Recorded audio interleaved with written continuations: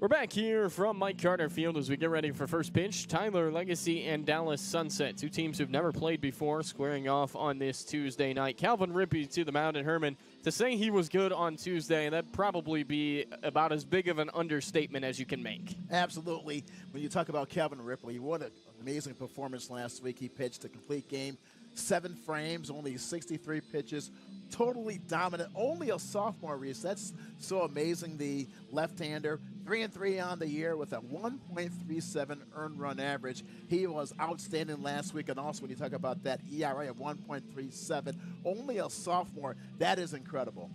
He was really good. 63 pitches is you don't see 63 pitch complete games really at any level, and he was speed running through that game. He didn't walk anybody. He gave up the 2 hits, like you said, in 1 earned run. That was it. That was the only time that Forney touched him last Tuesday. Ever since district play has started, Rippey's thrown 28 2/3 innings. He has allowed a grand total of 2 earned runs. I mean, he has been lights out ever since district play started in the early part of March, and trying to roll that on into non-district play here tonight. And also, when you talk about Rippey, Reese, he has 32 strikeouts, which is second on this Tyler Legacy team. So, yes, he's been red hot as of late, really been one of the key players for the Red Raiders this season. Well, here we go, first pitch, and it's over the outside corner. Let's play. Strike 1 to Draydon Galvan, the pitcher for the Bison. Rippey quickly through the motions as he misses away, and something about Rippey, 63 pitches. That game went by so quick. He does not mess around when getting the ball back. I mean, I don't think I've seen a high school pitcher get the ball back and throw it as quickly as Rippey does. Well, he's a man of business on that hill for Tyler Legacy. And quickly, the count's 2 balls and a strike. And I've noticed that right off the bat here, Reese says he does not waste any time in between the pitches. There's a swinging strike to Galvan. 2 balls and 2 strikes.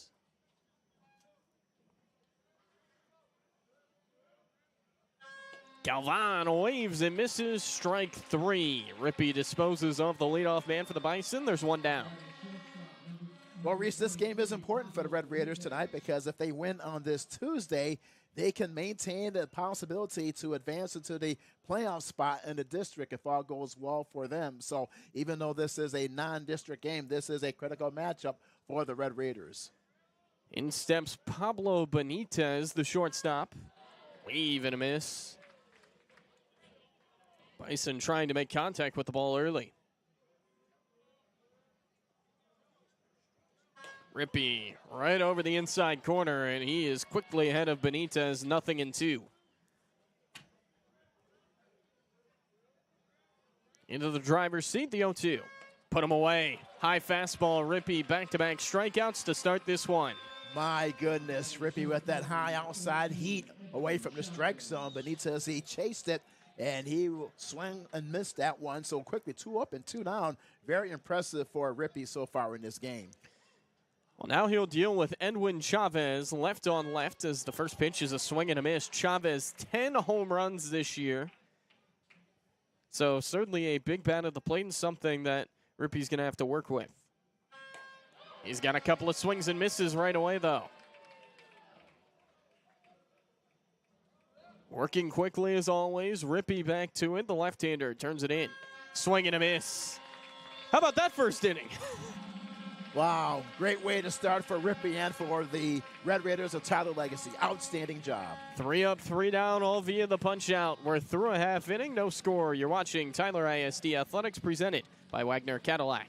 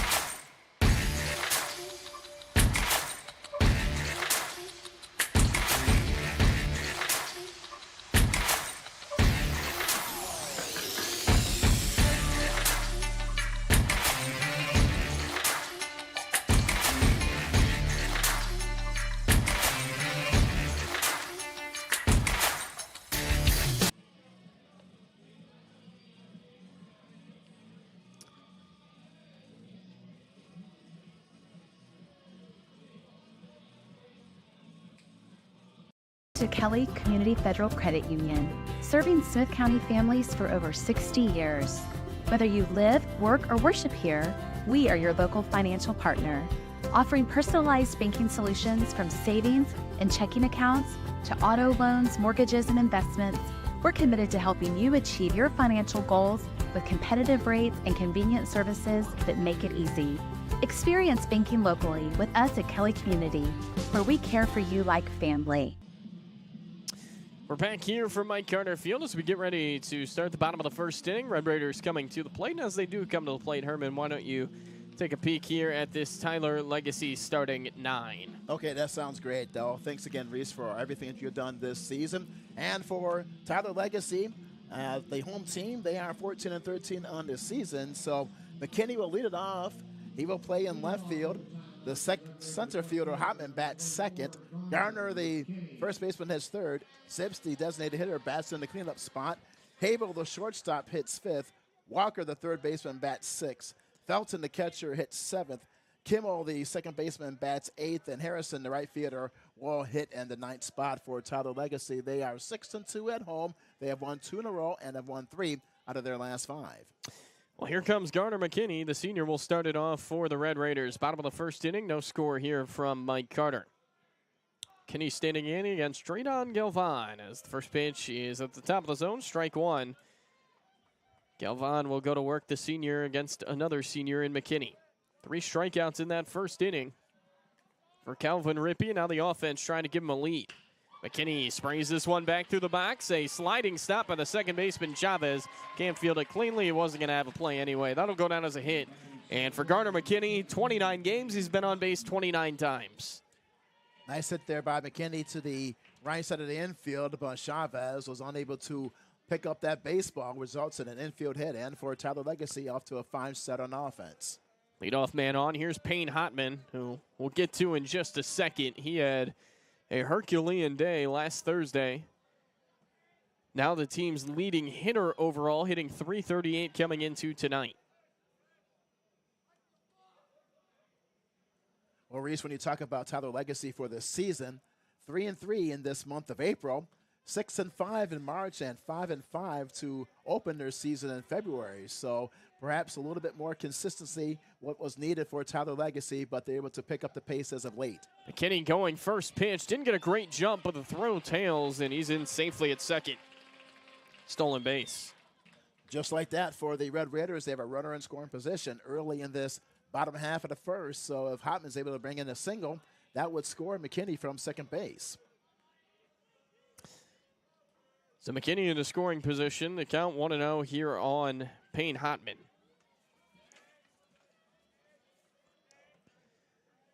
Modest lead for McKinney.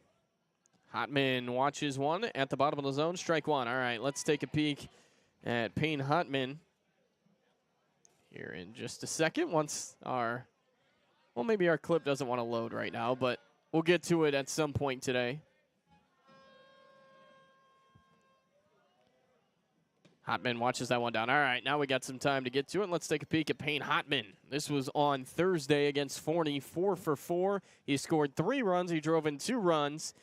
He stole 3 bases. He reached 5 times overall, so he did about everything you can do offensively outside of maybe hitting a home run. Spin and a throw.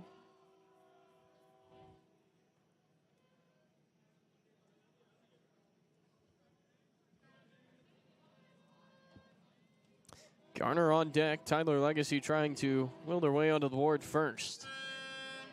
Long hold by Galvan. Swing and a miss. Inside fastball. Hotman couldn't get to it. It's even 2-2. That was a nice curveball there. Low and inside, and Hotman went for it. He waved through that one. Garner waits next. Galvan holds. And the pitch. Fouled straight back. Well, you can see on your screen right now, Herman, you'll probably agree with this. When you look at it, left field, center field, Lopez and Chavez, they're about as deep as you can play here at Mike Carter. Over in right field the other way, Mitchell, he's about as shallow as you can play. Yeah, it's a very unusual defensive platoon for Dallas Sunset. They're thinking that perhaps that Hopman will probably pull that to left field or left center field. Breaking ball missed way up and in over the head of Hotman, and it gets away from the catcher in Chavez. Up to third base on the play goes McKinney. Pass ball there on Anthony Chavez, as that he was unable to get that baseball.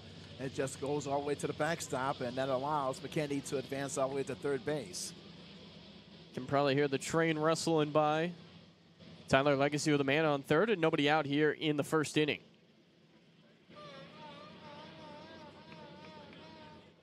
Three balls, two strikes on Hotman, and if you're Sunset, you don't want to lose him. If he's over at first, he will almost surely be running. Payoff. Fouled back again. Well, Reese, for Tyler Legacy this season, they have batted as a team .274, which is not bad. Pretty decent numbers for the Red Raiders on offense, especially within the last several weeks. They certainly woke up the bats in Game 2 against Forney. They're going to be in the playoff picture one way or another, whether that's a play-in game in District 10 against North Forney or with a Rockwall win tonight over North Forney. They'll just have that 4 spot to themselves, no play-in. Those games will be next week. It's looking like potential opponents could perhaps include Wiley and Wiley East. Noisemakers here at Mike Carter as Galvan is going to step off.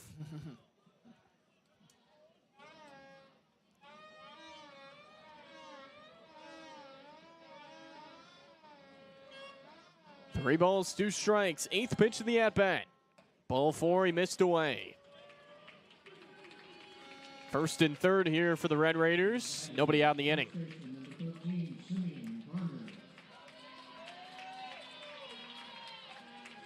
It's a good at-bat for Hotman, who sees 8 pitches and 10 steals and 11 tries over at first base. I'd imagine he's going to be on the move here. Yes, especially with Garner at the plate. He leads the Red Raiders in home runs this season, so great opportunity for Garner with a chance to get an RBI in this at-bat.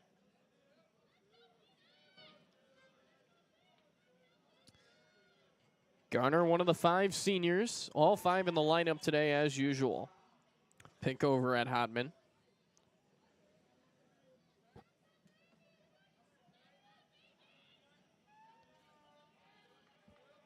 Galvan peering in, trying to keep Hotman honest over at first base.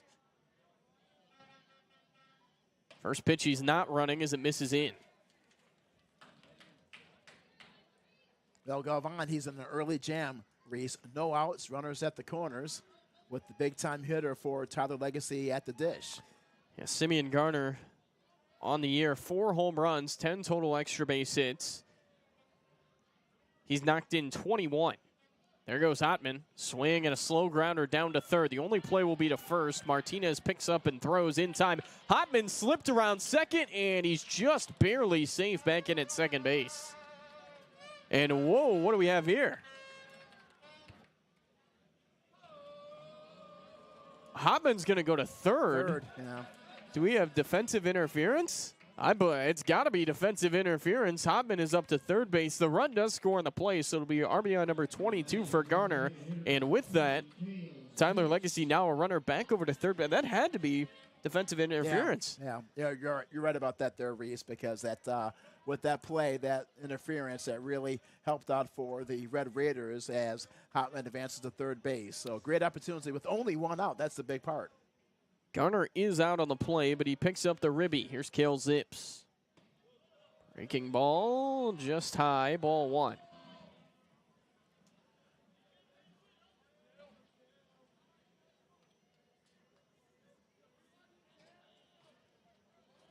Zips back in.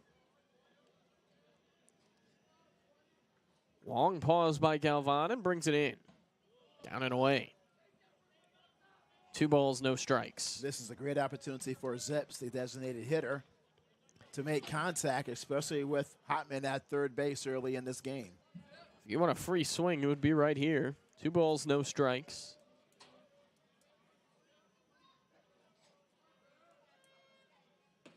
He's not swinging those. It misses high, 3-0. Even though it's early, Reese, we noticed that Galvan, the pitcher for Dallas Sunset, it appears that he's having some problems with his control. Most of his pitches have been off the plate. Tyler Legacy already one home in the inning, trying for more. 3 balls, no strikes to Zips. And that one just catches the outside corner. 3-1.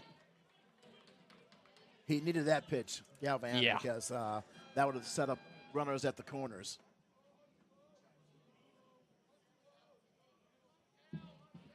Three balls and a strike. And the pitch. Swing and a miss. Galvan gave him a fastball, but Zips right through it, and the count's full. That was perhaps his best pitch so far in this last half of the first. He needed that one.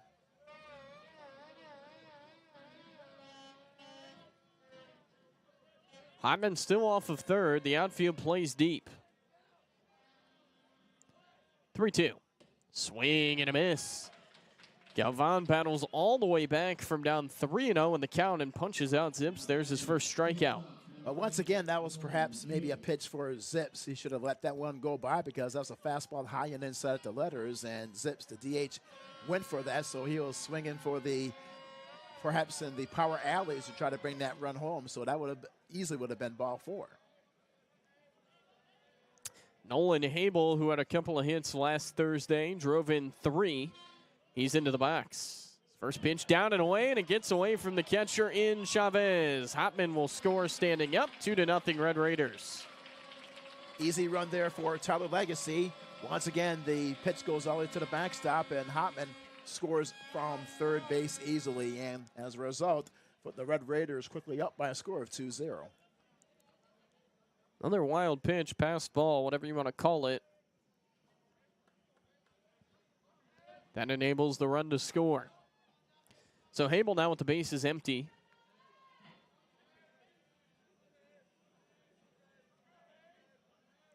And the first pitch, or rather, second pitch. Now it's 2-0. It looks like Sunset's going to do this shift to every batter, at least who's batting right-handed. Left fielder Lopez, he can almost touch the pine trees out there. He is way deep in left field. High fly ball by Habel, straight away left, having it come in a long way, but making the catch with the outstretched glove is Lopez. They play back, it doesn't matter. 2-0 after 1, Tyler Legacy onto the board first. You're watching Tyler ISD Athletics presented by Wagner Cadillac. To Kelly Community Federal Credit Union, serving Smith County families for over 60 years. Whether you live, work, or worship here, we are your local financial partner, offering personalized banking solutions from savings and checking accounts to auto loans, mortgages, and investments. We're committed to helping you achieve your financial goals with competitive rates and convenient services that make it easy. Experience banking locally with us at Kelly Community, where we care for you like family.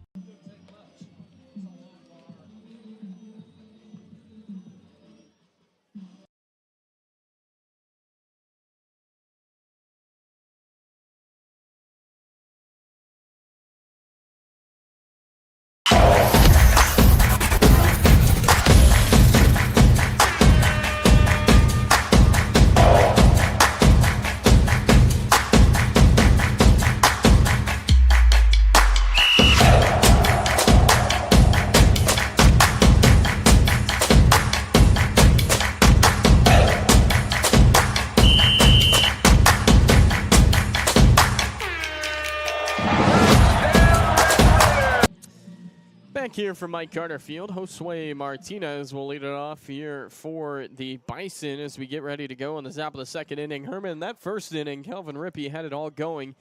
He threw 11 pitches, and he struck out 3 batters. Unbelievable to start this game. Wow. Reminds me of those Nolan Ryan performances when he pitched for Houston and also for the Texas Rangers in California. Martinez is going to be up against it. He's actually the first batter to make contact. Rippey avoided any contact with the bat in the first inning. Martinez, then Aaron Chavez, and then Gerardo Martinez. There's a call and strike 2. And as you mentioned earlier, Reese, is that for Rippey, he does not waste any time. No balls, 2 strikes.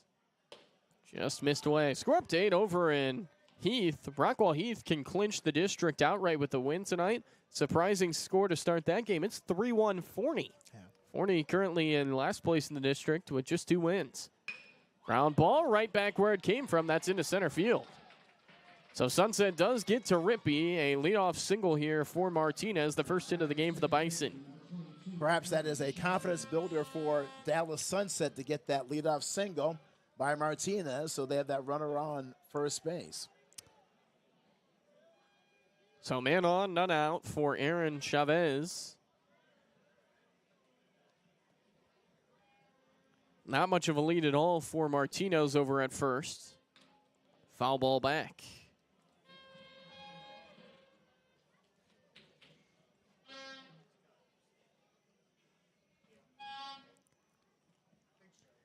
No balls, 1 strike. Chavez, the second baseman. The Bison are done in terms of playoff contention. They were eliminated last week. This is their bye week in district. They finished 5-7 in districts. 0-2 here on Chavez, the sophomore.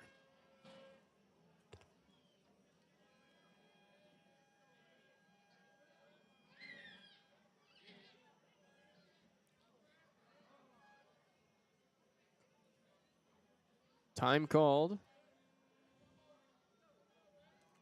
Well, Reese, you talk about the depth of the outfielders earlier. How about this for Tyler Legacy? They are very shallow. Way in. Good stop there by Felton as he corrals the pitch way outside. 1 ball and 2 strikes. Yeah, they are playing very shallow, especially in center field. Left fielder McKinney on the pull is a little bit deeper, but center and right are pretty in. This ball's hit well towards left. McKinney's going over to get it, and he can't get there. Up to second will go Martinez. He paused with the ball in the air as it lands right down the line, and it's back-to-back singles here for Sunset to start the second. Well, for the Bison, trying to climb back into this one, Reese, with consecutive singles to begin this top half of the second, so they're trying to mount a rally early in this top half of the second, down by 2. 2 on, none out for Gerardo Martinez. We'll see how Sunset plays it. And Felton's going to go talk with this pitcher. Could see a bunt here to get runners over. Obviously, this is the first time these teams have played, so you don't really know the strategy. It's now 4-1 Forney, by the way, over Rockwall Heath. That would be a massive upset. Rockwall Heath has not lost a district game since they played Tyler Legacy back in the middle of March.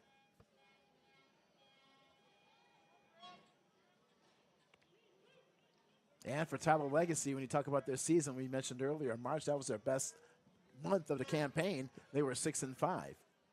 And they really haven't gotten too high or too low yet, as that first one just misses. 2 500 months in 1 month, 1 game over 500. Yeah. A sweep this week, though, gets you 2 games over that. Yeah. No sign on that first pitch of a bunt from Martinez. Swing through that one might have helped Rippey out. 1 ball, 1 strike. Yes, that fastball was way outside the strike zone, and the first baseman, Martinez, he went for it.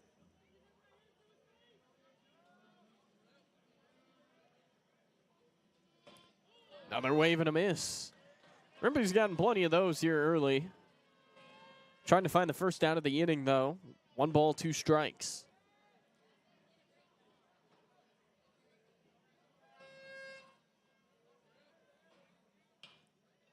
Just got a piece of that, did Martinez, right off the end of the bat.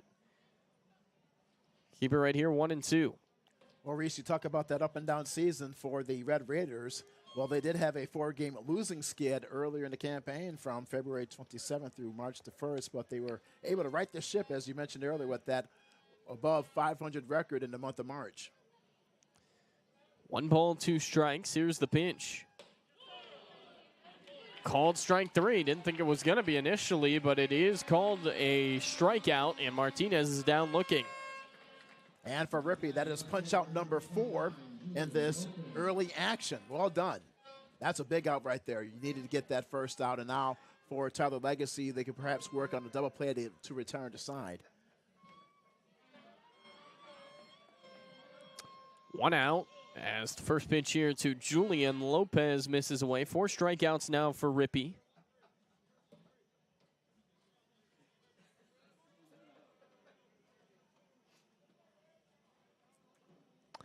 Long pause. Here is the 1-0. It's popped up, back and out of play.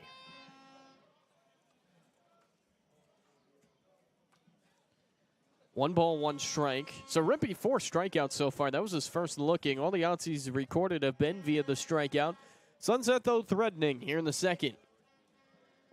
Single back through the middle and then a poke down the left field line. That one just missing. 2 balls and 1 strike. You can really hear the noisemakers tonight. Great energy here tonight at Mike Carter Field with these great fans in attendance. It's nice to see. Swing and a miss. Actually got a piece of that, did Julian Lopez. I mean, they are loud right now.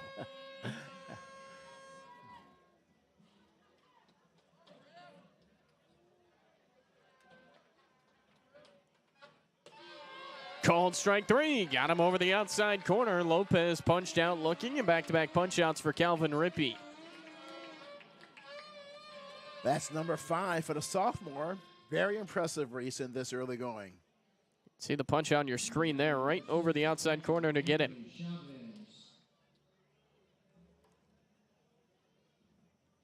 So now 2 are out. Here's Anthony Chavez, the catcher.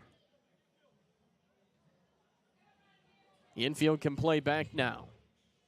I was surprised to not see Sunset even attempt to lay down a bunt there. Either the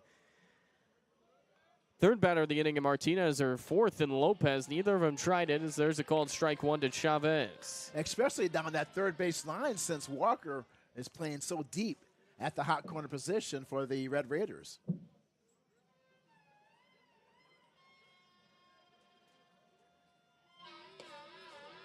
Just away. A ball and a strike.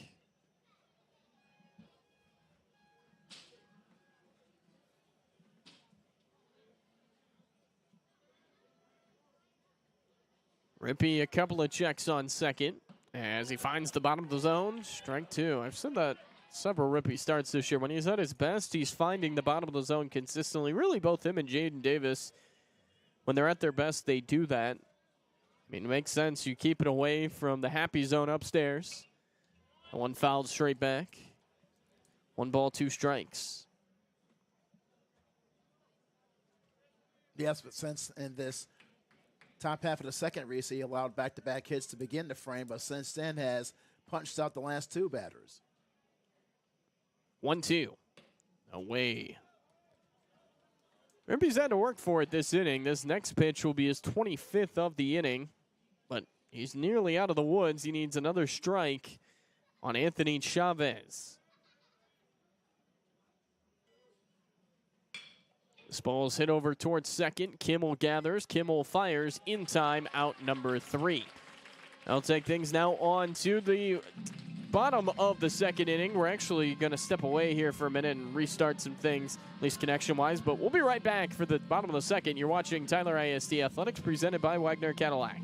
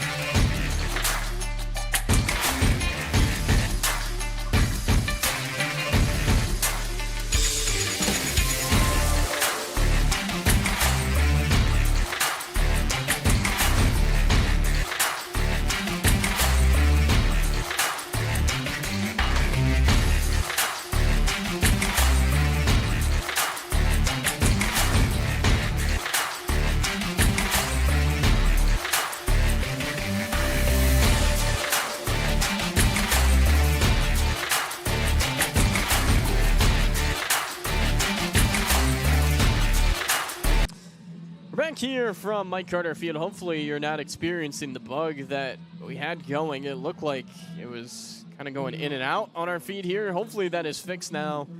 If not, I'll try to fix it again next inning, but it should be good now as we get ready to start the bottom of the second inning. Tyler Legacy and Dallas Sunset here on this Tuesday night. Reese Land and Herman Howard here for this one. Dallas Walker will start it here in the second inning for the Red Raiders. First pitch. Walker grounds this one left side. Diving stab by Martinez to his knees. Long throw off the mark. It wasn't going to be in time anyway. That's a base hit.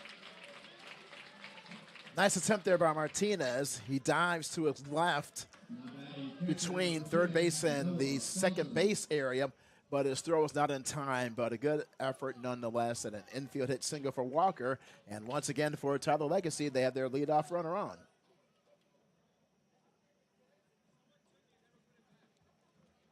So here comes Noah Felton to the plate. Tyler Legacy trying to take advantage of the leadoff man being on. Great play to keep it in the infield by Martinez, but really just never had a shot there. There's a throwback at Walker. Felton's a guy who's been getting it going offensively, especially lately. A couple of hits, including a triple in that win on Thursday over Forney.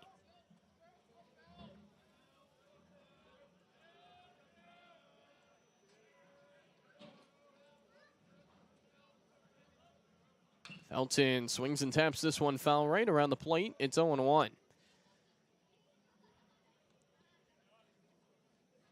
Felton now has 12 ribbies on the year coming in. His 27th game played in. He's missed just one game this season. He's been very steady and consistent for the Red Raiders this season. As you mentioned, only missed one game. Got to be doing something right. A couple of throws back here at Dallas. Walker has not attempted a stolen base this year, so we'll see if he's running, but he's certainly getting some attention paid to him over there. Felton taps another one foul back behind the plate. No balls and 2 strikes. Hopefully that stream is holding up better now.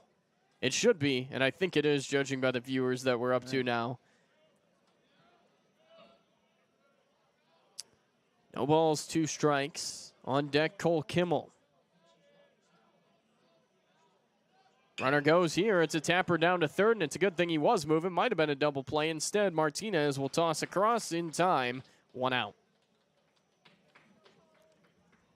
Timely running there by Walker.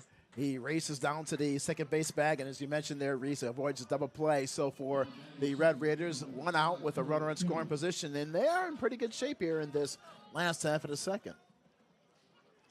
So the hit and run, it works out. Maybe was 2, but instead it'll be just 1. Walker up to second. Here's Cole Kimmel. Kimmel, the second baseman, batting from the right side. The corner's playing tight here against him. And a big shift on the left side of the infield. First pitch, Kimmel will bunt. It's a good one. Galvan's got it. He's got to hurry, but a nice play. Textbook play by the pitcher who tosses out Kimmel for out number 2. Excellent bunt there by Kimmel, which forces Galvan to leave the hill there, and he had to make that quick throw over to first. As Walker advances to third base. So for Tyler Legacy, runner at third base with 2 outs. Let's see if they're able to push him in on home for the run. I think that's a lot of confidence instilled by V.J. Bunner into Owen Harrison here, who's going to hit with a runner at third and 2 outs. Harrison can swing the bat. There's no doubt about it. He's been in that 9 spot all year, but it's strategic more than anything else. A .295 batter. And he swings and grounds a 3-hopper over towards second. Easy play for Chavez and onto the bag. Sunset will leave a man on here in the third. We're through 2. Tyler Legacy 2, Dallas Sunset none. You're watching Tyler ISD Athletics presented by Wagner Cadillac.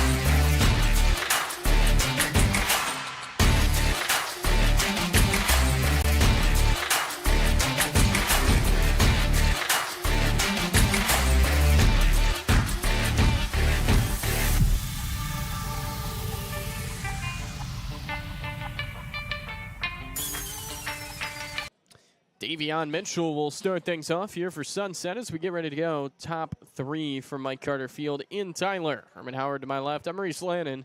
Here's Mitchell, the 9 batter for the Bison.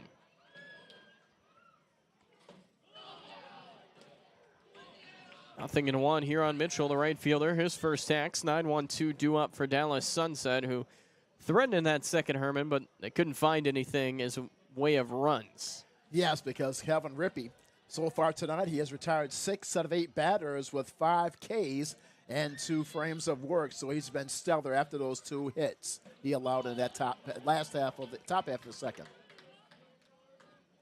Count is 1 ball and 2 strikes here on the right fielder, Mitchell.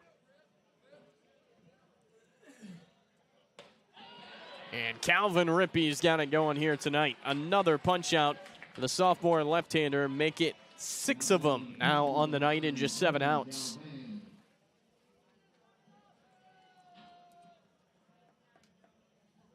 Very, very impressive, as we said, in that top half of the first, Reese. So for Rippey, he is really in cruise control so far through this game.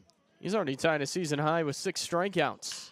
Here's a one-hop liner into left field, and Galvan goes after the first pitch. He says, I'm not messing around, and gets Rippey for base hit. Good piece of hitting there. Galvan aboard at first. Here, 1 on 1 out. Well, Galvan, he helps out his own cause there since he allowed 2 runs in that bottom half at first. He has 1 for 2 out of the plate. Nice hit for the pitcher, Galvan. Slices that into left field. So here's Pablo Benitez, the shortstop, who was one of 3 swinging strikeout victims in the first. As he takes a hack here and misses, it's 0-1.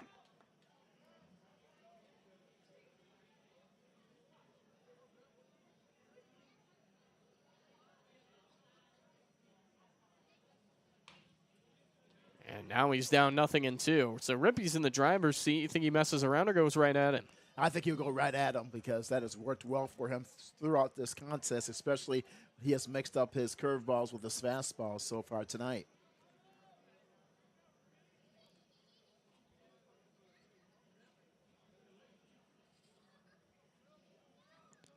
Nothing in 2. Galvan dancing over there at first as Rippey will just kind of stare at him, and the runner goes back to the bag. Once again, this would be a great way for the Red Raiders to end their home campaign with a victory. Bounces in there. The runner started. The snap throw back. Felton to Garner, but the tag was a little bit late. Oh, Reese, that was so close. Close. Down that first base side, my goodness. Quick tag there by Garner. Galvan was able to dive back to the bag with his hand.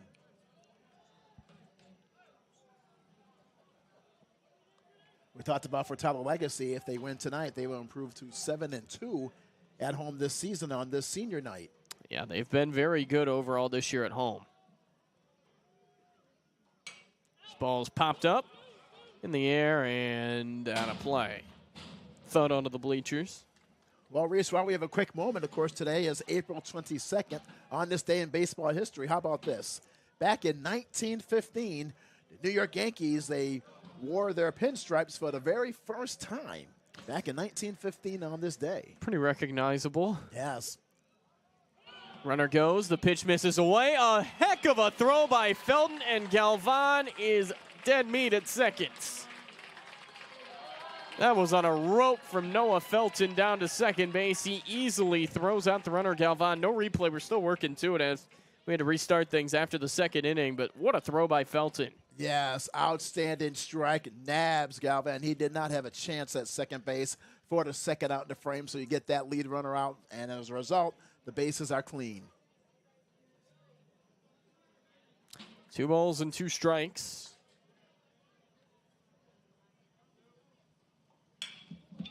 One hopper over to short. Abel collects and fires in time. Calvin Rippey faces the minimum here in the top of the 3rd inning. We're through 2.5. Tyler Legacy on top of this one. You're watching Tyler ISD Athletics presented by Wagner Cadillac.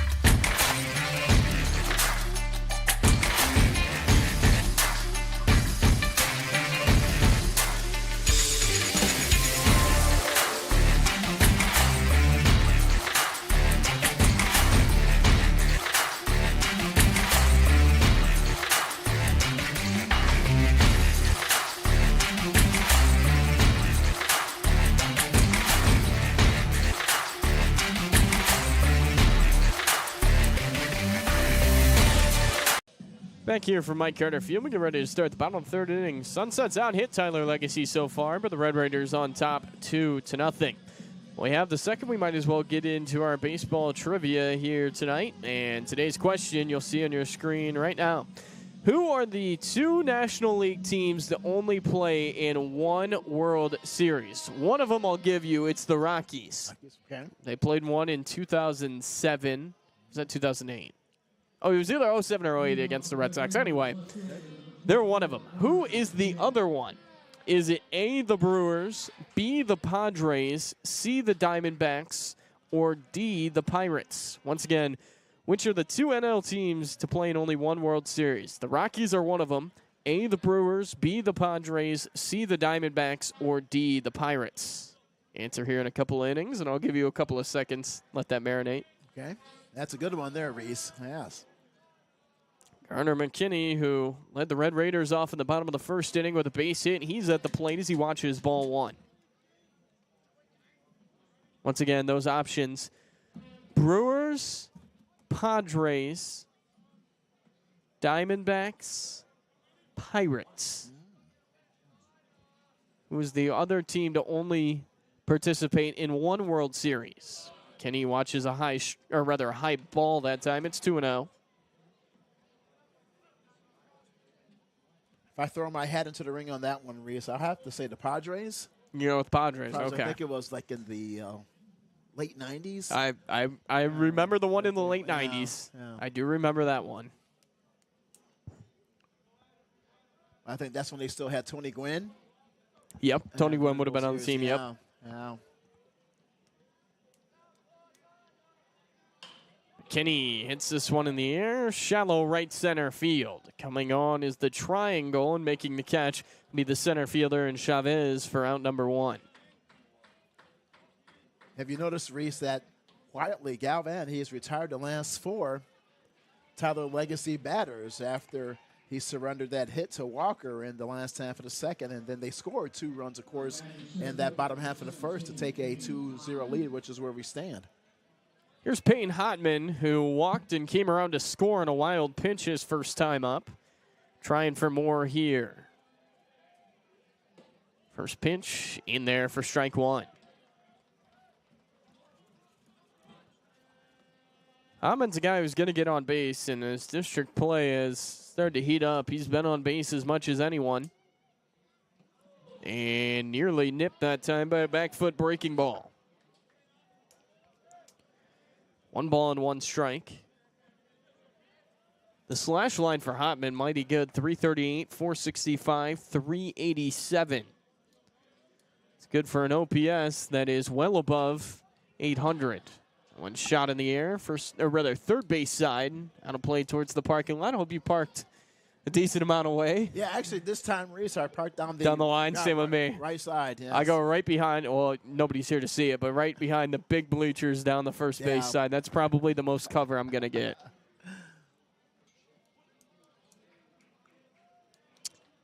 One ball, 2 strikes here on Hotman.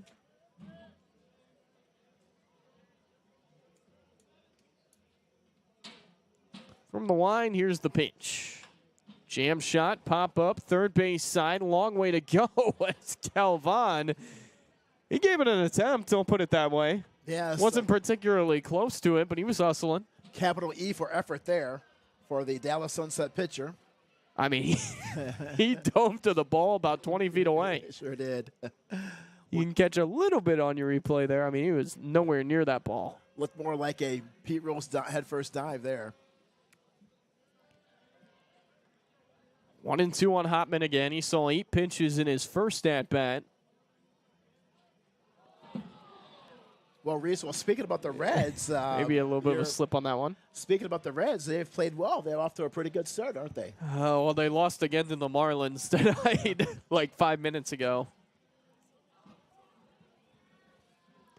They've started to get together. They scored 24 on Sunday, but then they followed that up by losing 2 in a row to one of the worst teams in baseball. Yeah. I guess that's just sometimes how it breaks. Long season. So. Yeah. Hotman makes it a full count. This will be the second at-bat in a row. He's seen 8 pitches. If you're just joining us, 2-0 here, bottom 3.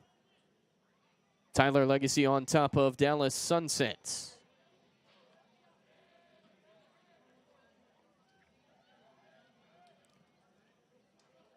Here's the 3-2. Liner into left field. There's a base hit.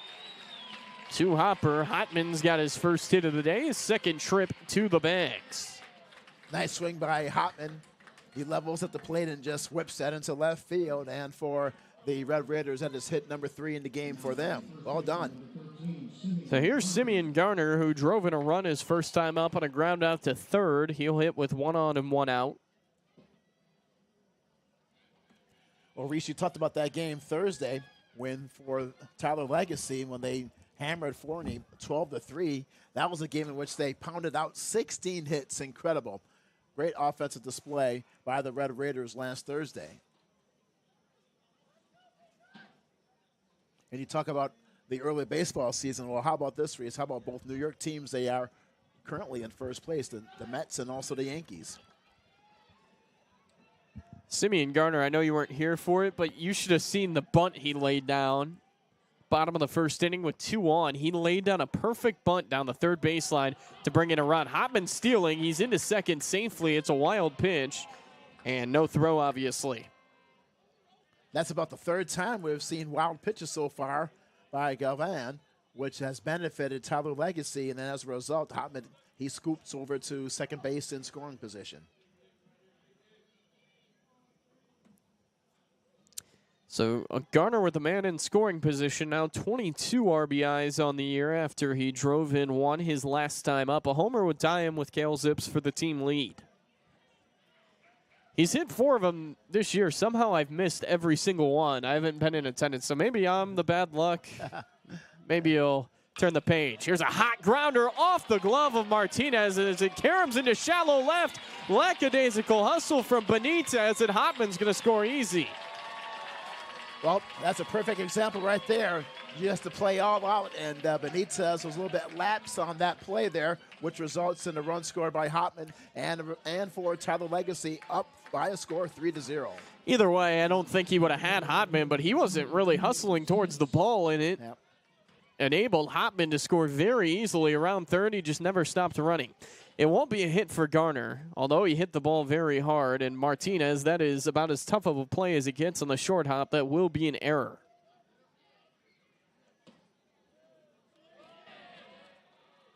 One ball, no strikes here on Cale Zips, who struck out his first time through.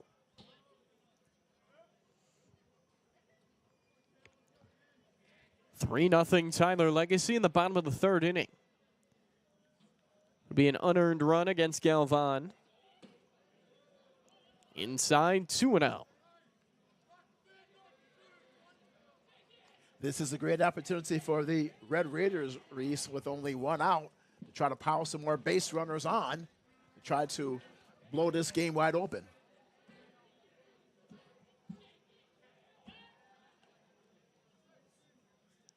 Still 2-0. Pickett Garner, who can move a little bit off of first base. He's stolen 3 bags, been thrown out once this year.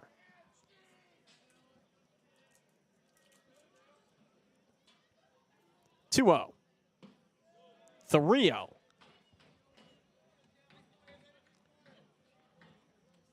You have your cleanup hitter at the plate, the designated hitter, a 3-0 pitch. Maybe this is an opportunity to swing at one here. Zips was ahead 3-0 last time, but Galvan battled back to strike him out. Not here, though. It's up high.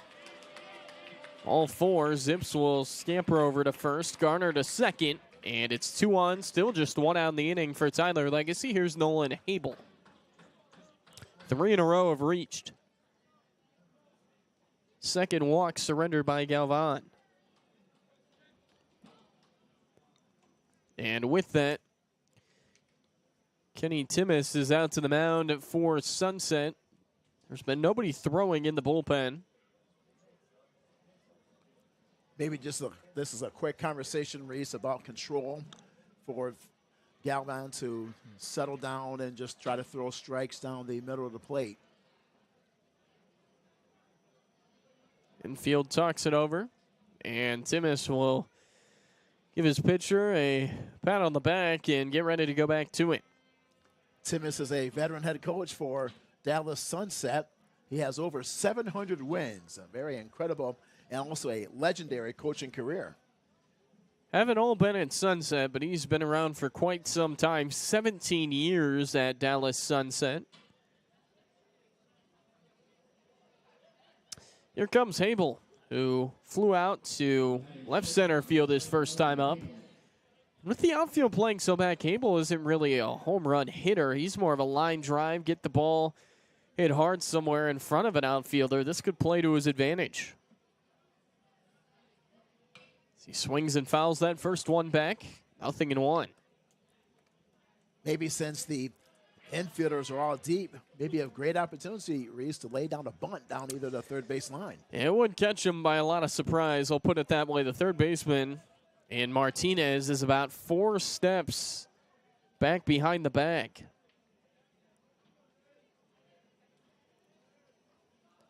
Oh, 1. Dives down and away with a breaking ball.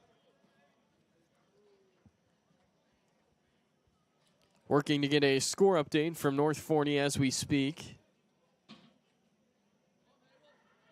Actually, that game is that at North Forney? Yeah, it is at North Forney.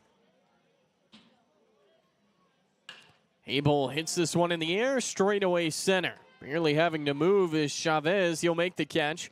Garner no tag off of second, and an easy out for out number 2. Easy fly ball to center field. Chavez was there. As you mentioned there, Reese makes the easy grab for the second out.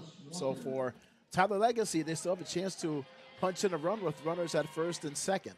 High scoring game between North Forney and Rockwall. It's 5-4 Rockwall on the top of the 4th inning. Oh, wow.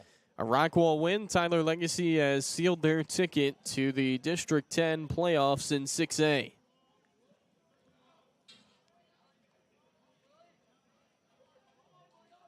Two on, 2 out. And Walker, he was hit by that pitch. Just nipped on the elbow guard, and bases will be loaded. Walker's aboard for the second time. Garner to third, Zips to second. The base is loaded, and it's going to be Noah Felton. Well, we mentioned earlier, Reese, about the issue of control. That has been one of the problems for Galvan in tonight's game, even though he retired 4 in a row from the second and the third. But since then, he has really struggled. As a result, the bases are loaded for the Red Raiders, a chance to once again blow this game wide open for the home team. This is about as good of a chance as you're going to get if you're Noah Felton. The base is loaded, 2 outs, a hit here, starts to break it open. First pitch, up and in, it nearly got him on the helmet. 1-0. Galvan has had to work this inning. Right near the 50 pitch count. Wonder if Galvan is starting to get tired, Reese, since he has pitched pretty deep, especially in that first frame, and also here in the third. 1-0. High, it's 2-0. Yes, it seems like control is one of the issues for Galvan. We've seen that time and time again. They see he has had difficulty in the proper location of his pitches within the strike zone. Well, he needs a strike right here. No way around it. You don't want to fall behind 3-0.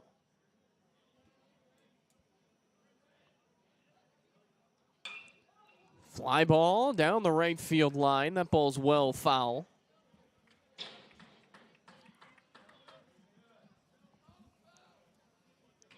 Felton, his first time up, bounced out down to third.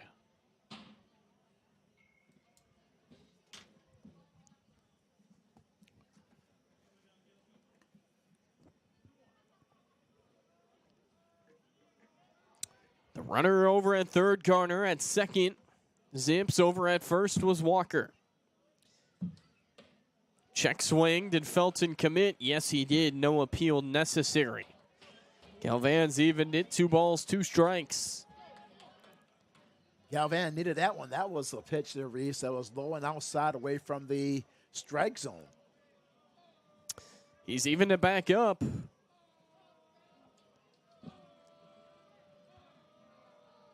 Felton back in the 2-2.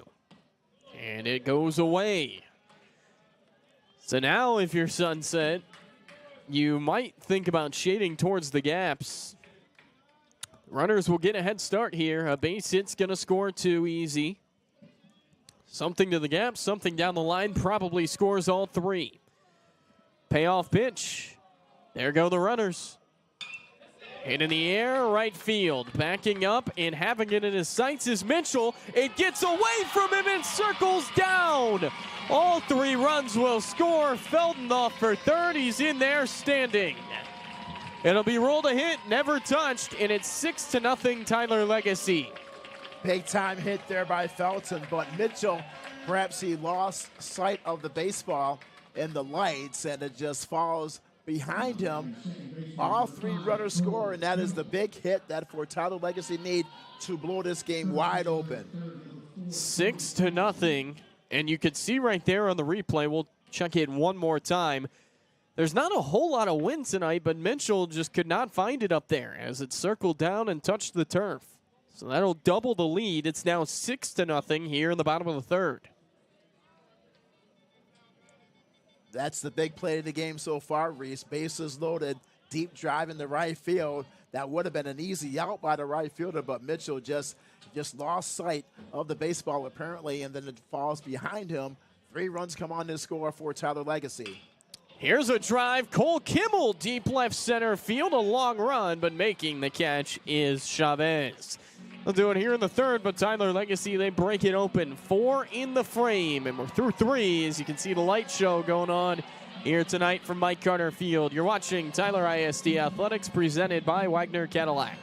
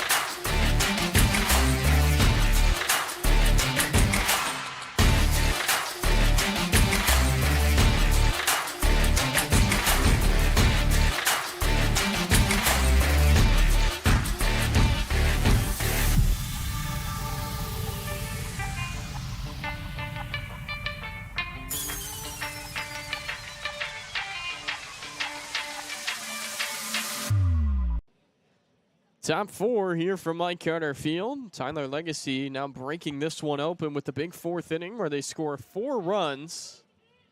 Calvin Rippey with the big lead goes back to work here in the top of the 4th inning. Left-hander will go against the left-hander, and Edwin Chavez, who waves and misses. Strike 1, Chavez, a strikeout victim his first time. Well, for Rippey, he has retired 8 out of 11 batters, raced through 3 frames of work with 6 punch-outs. Faced the minimum in the first and the third. Faced a little bit of trouble in the second. Pair of hits to start the inning, but managed to get out of it with nothing hurt.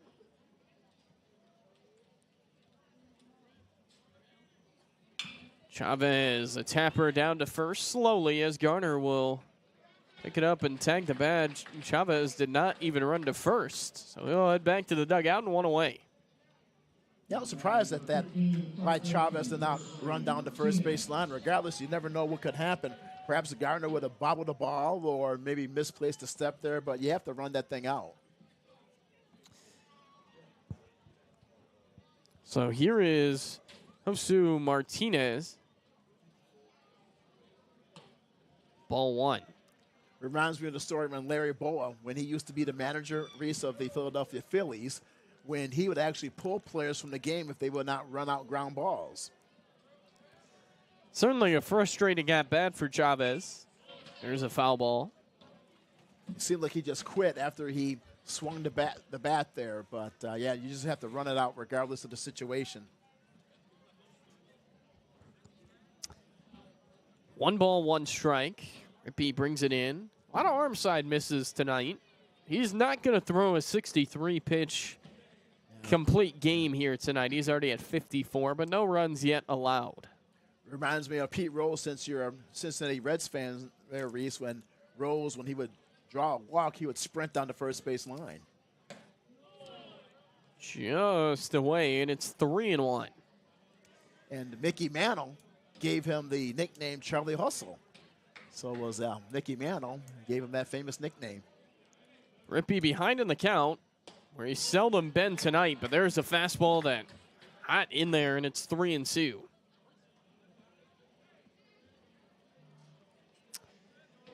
Rippey back to work. Left-hander brings it home. Struck him out swinging.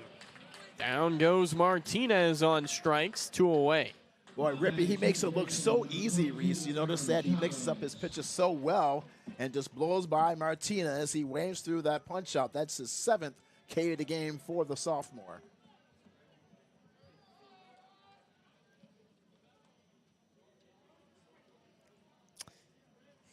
Here's Aaron Chavez. Ball 1. Chavez, his first time up a base hit. He had that bleeder down the left field line. As here's a tapper right back to Rippey. Gloves, underhand flip. 3 up, 3 down here in the 4th inning for scoreless so far for Calvin Rippey. We're off to the bottom of the 4th inning. Tyler Legacy comfortably on top. You're watching Tyler ISD Athletics presented by Wagner Cadillac.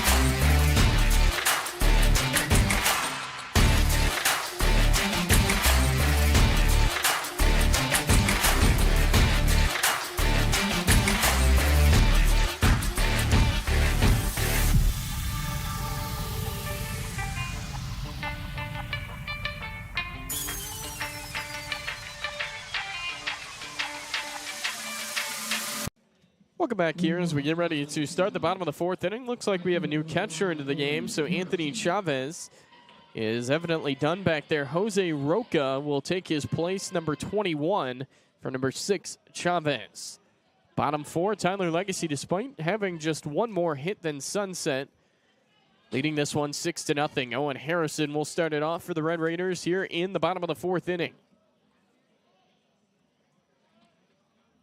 Harrison a ground out to second his first time. You watch his ball 1. Well, for Gavin tonight, Reese, so far entering into this last half of the fourth, he has retired 9 out of 17 batters. Harrison hits this one in the air, shallow right center field. Coming on hard is Mitchell as he can't find it again. It'll hit the ground again, and then Chavez can't come up with it cleanly, and he'll fire back into the infield. And see how it's scored. I'm not entirely sure if he touched it or not. And it'll be ruled an error against Mitchell. Yeah, that one a lot closer to being caught. Might have actually hit the glove, Herman, but yeah, it's been a nightmare couple innings for the Bison right fielder. Sure has. My goodness. I'm taking a look at Mitchell right now. He's just pacing around back and forth. He just has to get that out of his mind and just focus and concentrate on the next hitter. My, oh, my. 2 big mistakes by Mitchell within the last frame. So in 2-base error, Harrison with good speed into second. As McKinney watches this one skip in there, Harrison was running as soon as the ball touched the ground, and he's into third. Heads up base running. Yeah. Wild pitch there from Galvan. We mentioned earlier, Reese, that Galvan, he's had those problems, his control and also the wild pitches, and that has really helped Tyler Legacy tonight to their advantage. 1 ball, no strikes. Kenny thought about it, held off. He was 1 for 2 today, a base hit and a run scored. Well, I've noticed about Mitchell in between the pitches there, Reese, it seems like he's not set in this position. You know, as an outfielder, you have to be set. He's not really set before the pitches.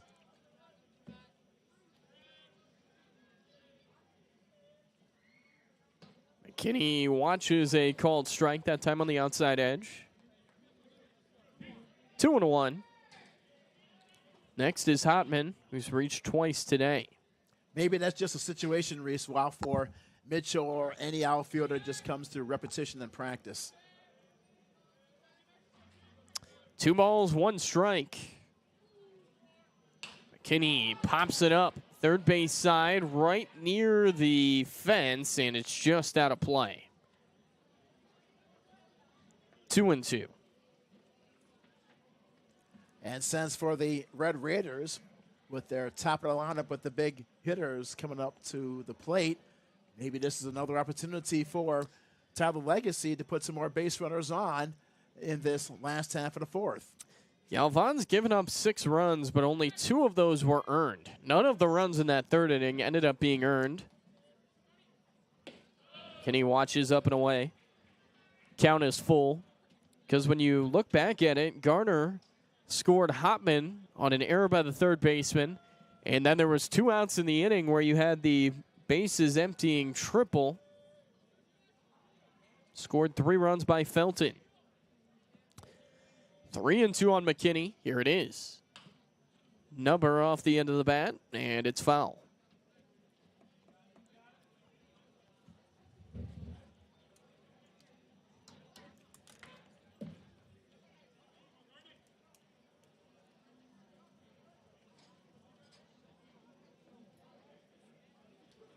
McKinney back to the dish. Batting .309 this year, an on-base rate of nearly 500. On-base percentage getting near 900. McKinney hits this one hard out towards center. Chavez has it right in his sights as he'll make the catch. Tagging off of third is Harrison. He will score easily. That'll add another run onto the Tyler Legacy total. It's 7-0. Harrison was alert. After the catch was made by Chavez, he scampers on home for run number 7. Nice long fly ball by McKinney with the RBI. So now it's Payne Hotman, who has walked and singled today. He also stole a base his last time through, and he scored twice.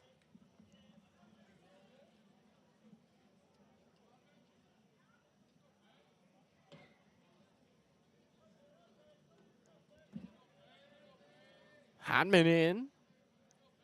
Galvan to work here with nobody on.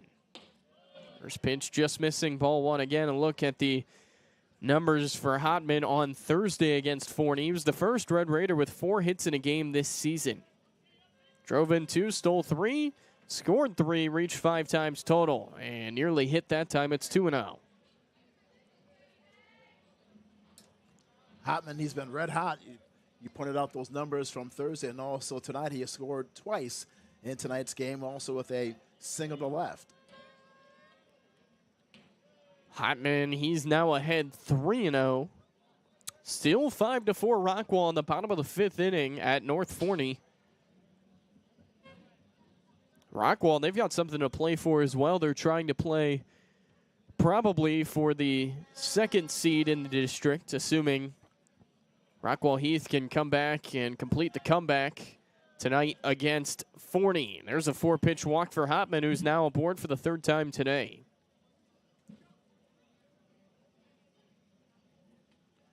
And if I'm correct, Reese, that is the 3rd walk issued by Galvan tonight. You would be right. Here's Simeon Garner, who reached on an error and came around to score his last time.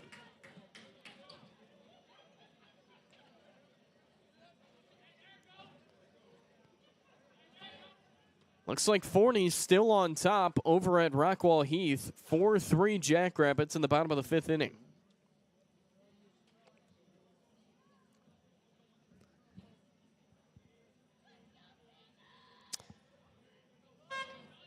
Garner watches the first one at the bottom of the strike zone. Rather, second pitch at the bottom of the strike zone. It's 1-1. Or is it 0-1? I have it wrong. First pitch was at the bottom of the zone, 0-1. Another peek over at Hodman, who stole a base his last time. Team leading 11 now on the year. I've received an update from Rockwall Heath. Shout out to Chris Curtis, their sports marketing guy at Rockwall ISD. He just texted me that Forney just pulled the hidden ball trick. Rockwall Heath almost fell for it, but didn't, evidently. I can't remember the last time I've actually seen one of those be successful. Counts 2-1 here on Garner. Yeah, you're right about that, Reese. That's maybe very like rare. Little League. Yeah. Outside of Little League, like rarely. Yeah.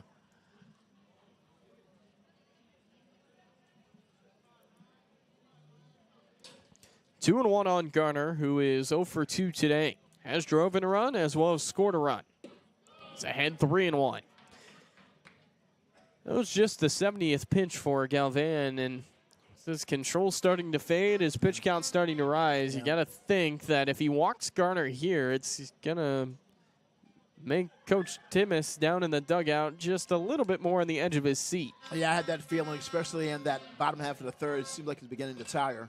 Garner got a piece of that one. It looked like it actually ricocheted off the catcher and Roca as well.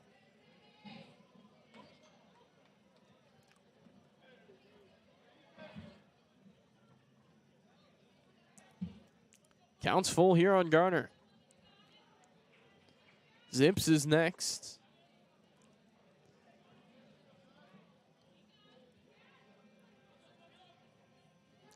Check on first.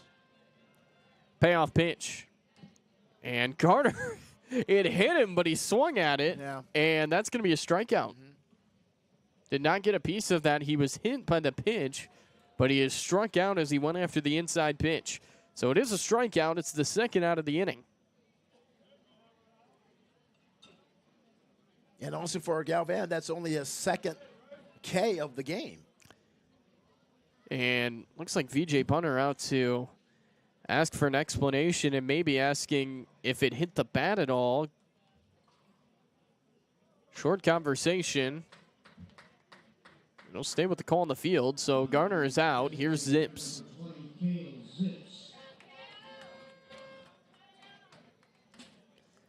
Zips a walk in, a run scored his last time up.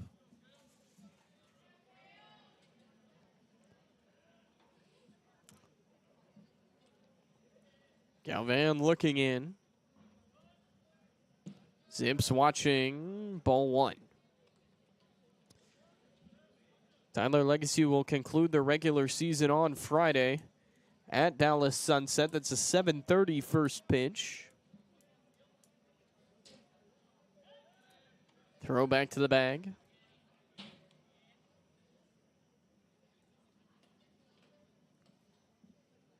Surprised that Galvan, with the score 7-0, is concentrating so much on Hotman at first base with 2 outs.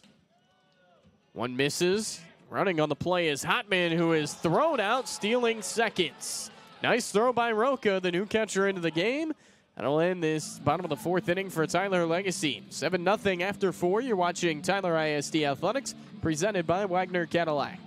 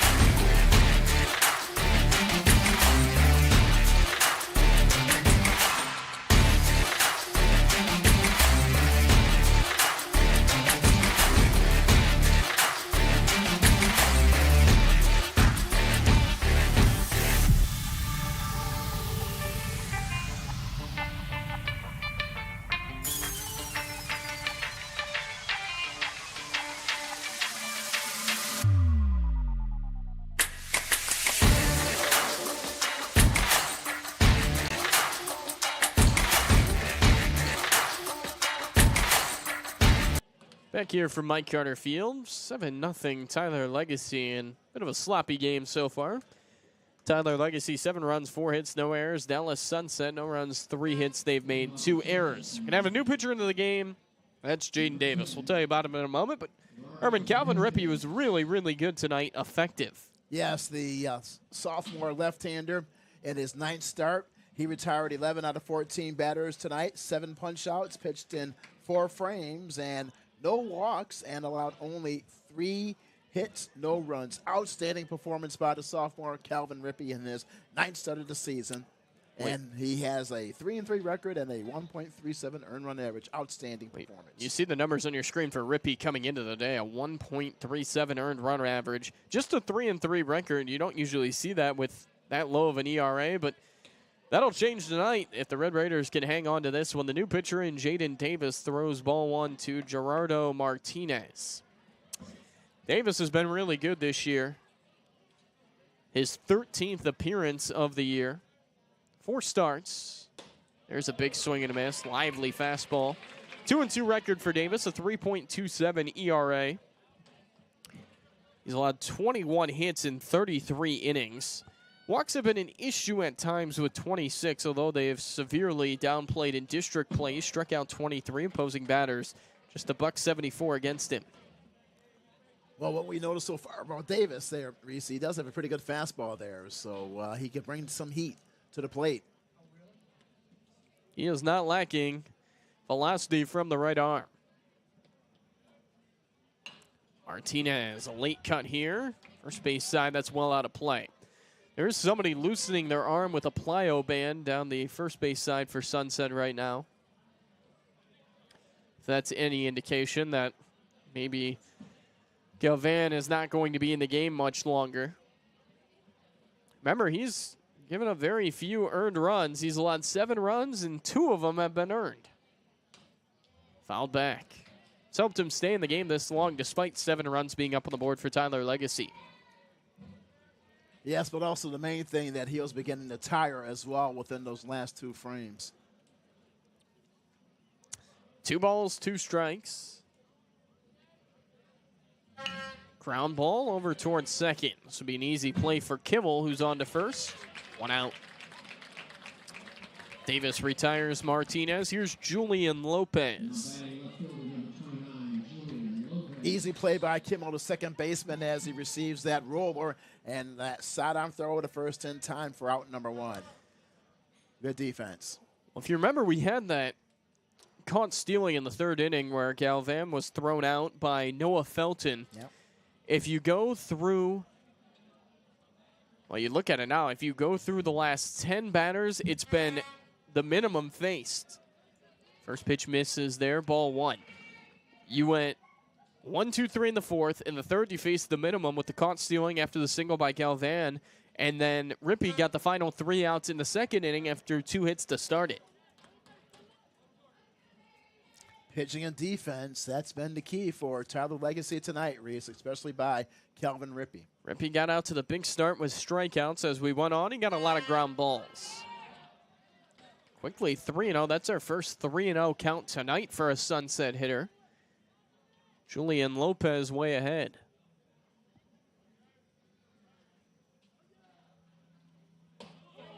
There's a strike. Good pitch there by Davis. That's his best one so far. Davis also swinging the bat a lot more in district play as of late. Now hitting .375, albeit just 16 at-bats. He had 3 hits on Thursday. And he lost Lopez here. So 1 out walk will put a man on for the Bison. Davis just has to settle down there, Reese. His several of those pitches have been high and inside. So he'll just have to focus on to try to throw those fastballs down the heart of the plate. So 1 on with 1 out, and Davis will go back to work. First pitch misses inside here, and this will be the first at bat for Jose Roca, the catcher who took over for Anthony Chavez, who exited the game after 1 at bat in the 4th inning.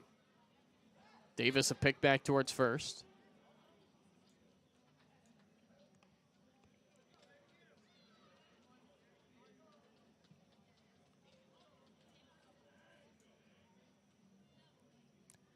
Holding from the stretch.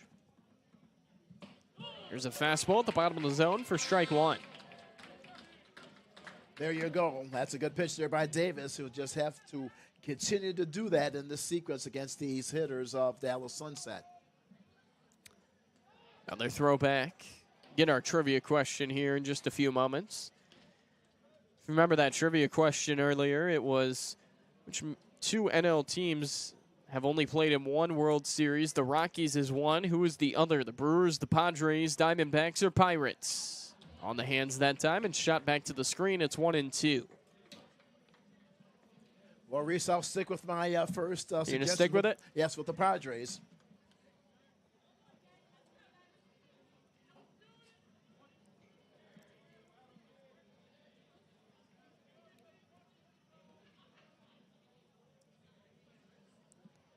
Davis resets.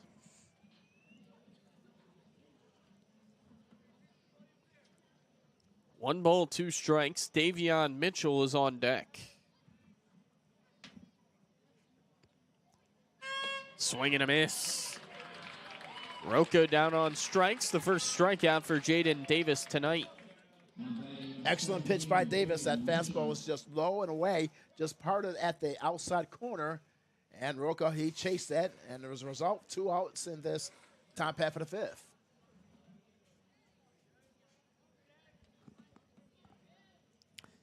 Here's Davion Mitchell as he watches ball 1. Let's go back to that trivia. Which 2 NL teams have only played in 1 World Series? One is the Rockies. Who is the other? A, the Brewers, B, the Padres, C, the Diamondbacks, or D, the Pirates? Well, I was told that 2 of them are out of the equation by Brian Houston, who are right in the booth, and he's right. Diamondbacks and Pirates both played in more than 1.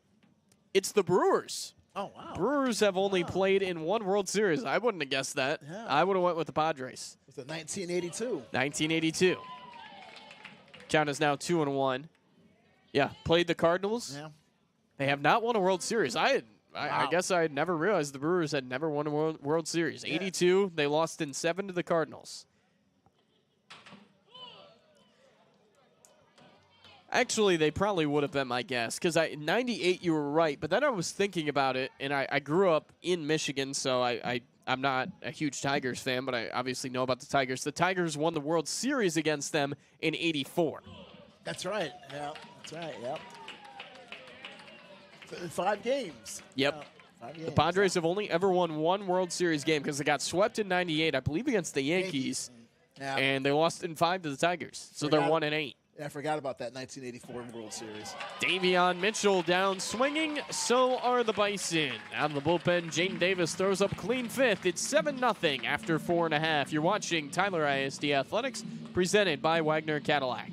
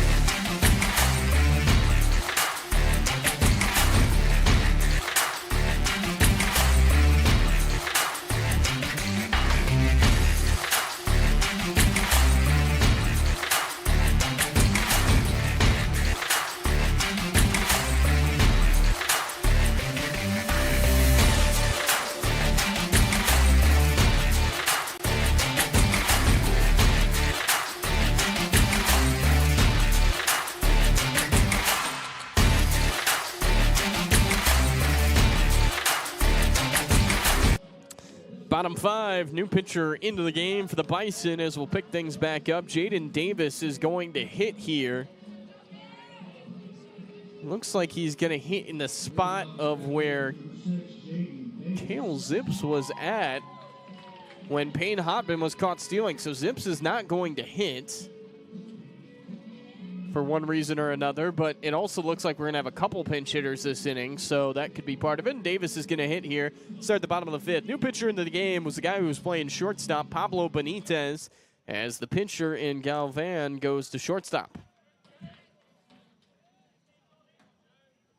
First pitch, way up and in as Davis ducks out of the way, ball 1.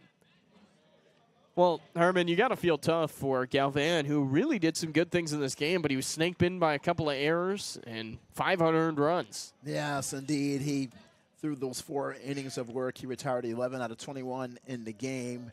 He had some problems with control also in that 3rd and 4th frames. Davis is hit. First 2 pitches way up and in. The second one gets him. So the hit by pitch puts a man on. And Benitez hitting Davis, who didn't look very happy that time, and probably understandably so. I wouldn't want to be tucking out of the way of 2 straight pitches, but is on base on the hit by pitch. Well, for Benitez, and his first few pitches, he just has to settle down and concentrate against the Tyler Legacy batters. So he just has to calm himself and just breathe and do what he can do best. As he does have a good arm, but he just has to focus. Abel at the plate, and we're going to have another pinch hitter on deck as it looks like Brady Pollard is going to hit.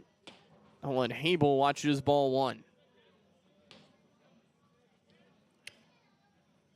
Abel 0 for 2 so far. He's flown out twice. Remember, if Tyler Legacy scores 3 in this inning, it's over with the 10-run mercy. Yep. So they're still playing.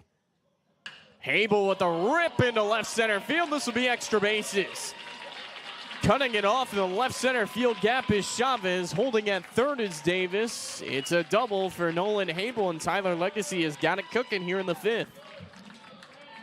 Good hit there into the gap in left center field, which advances Davis all the way to third base from first. So just like that, Tyler Legacy runners on second and third. Nobody out. And you mentioned, Reese, for Tyler Legacy, if they score 3 in this bottom half of the fifth, the game's over. Here's Brainy Pollard to pinch hit. Pollard hasn't seen a lot of action in district play, but he was really good in non-district play. 13 games, batting .280. He's nearly hit.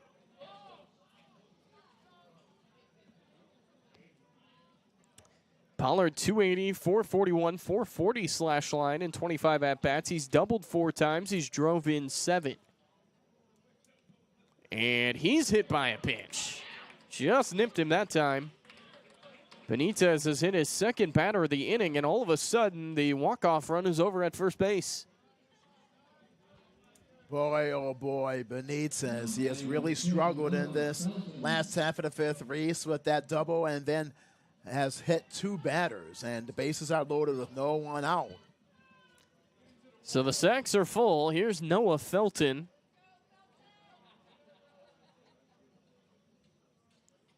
It seems like Felton was not ready as he climbs into the box. Pollard at first on the hit by pitch. Infield in. Felton sprays this one out of play.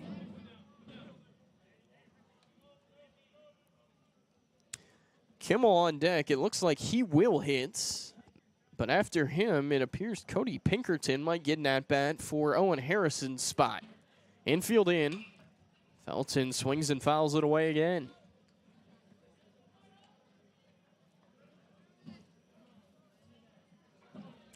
0-2 on Noah, who got credited for 3-run triples last time, although it was more a misplay than anything else. Drove in 3 as he swings and misses that time, fooled on the breaking ball. It seemed like Felton that time, he was swinging for the fences, that he swung at all the pitches there. Fouled several of them off to the right. Trying to walk it off. And would have. Here's Cole Kimmel, who hit a ball really well his last time, but a nice catch by the center fielder, Chavez. Trying to do it again. First pitch is away, ball 1.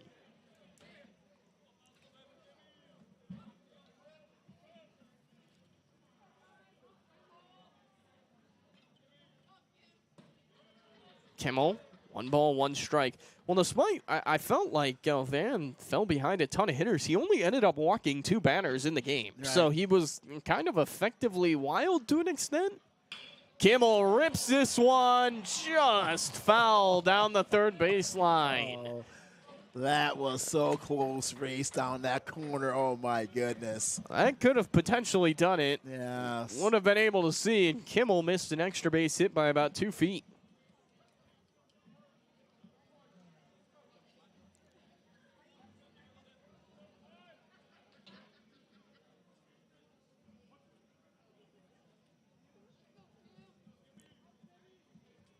One ball, 2 strikes on Kimmel. Just upstairs and a breaking ball. That was close there, too. Yeah, that is a tough take to make.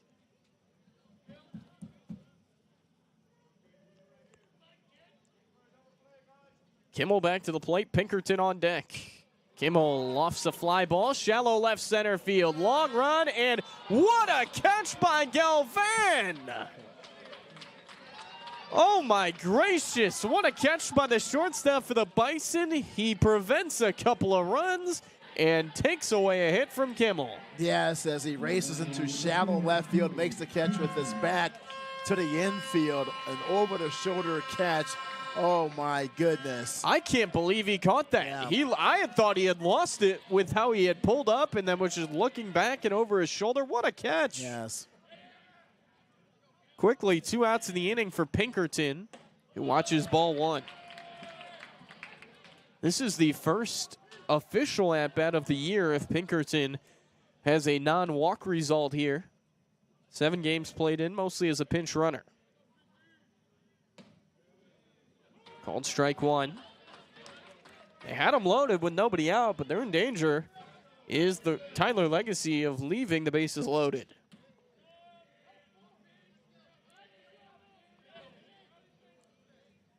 One. It's away. It's 2-1. We have these 2 outs, of course, because Felton, the big hitter, was swinging at the fences earlier. Drops in there. Now it's 2-2. And that great catch by Galvan in shallow left field, perhaps the defensive player of the game. Pinkerton's got a battle now. 2-2 pitch. Swing and a miss. How about that for Benitez? Loads up the bases with nobody out and gets out of it with nothing hurt. We're through 5 here from Mike Carter Field. You're watching Tyler ISD Athletics presented by Wagner Cadillac.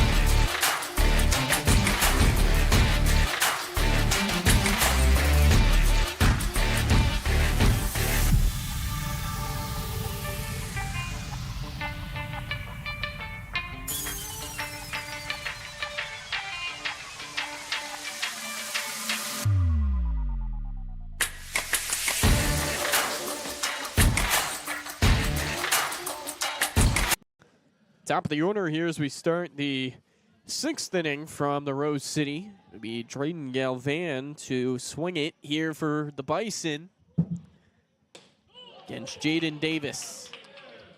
0-1 here on Galvan, who is 1 for 2 with the base hit. He was also caught stealing.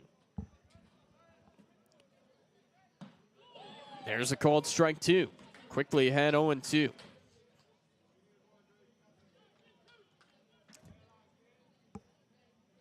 Davis working through it, and the pitch. Slow roller over towards short. Habel's got to hurry. Fumbled with it for a second. Throw is just late. The slight bobble cost him, and it'll be rolled a hit here for Galvan, his 2nd of the day. Yes, a good pickup there by Habel, but he had to fire that thing right away to get the out, but he bobbled it, and of course, it's an infield hit single. How about this? North Forney, they've taken the lead, and it's going into the final inning. 6-5 North Forney. If they hold on, Tyler Legacy will have to wait until Friday and hope for a Rockwall win to avoid that play-in game. Rockwall down a lone run. There's a called strike 1.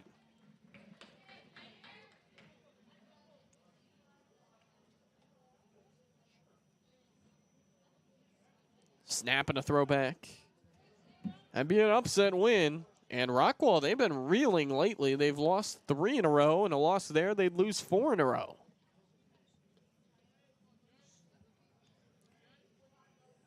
The 0-1. Slow bleeder down to third, just out of the reach of Pollard, who reached up but couldn't find it, and that'll be a base hit. So 2 are on for the Bison here in the 6th inning. Good attempt by Pollard down that third base line, but the baseball just sails over his head down the left field line. And quickly, Reese, that for Dallas Sunset, they have runners on first and second with no outs. Wasn't hit very well or hard, but he put it where they weren't, just over the head of a reaching Pollard.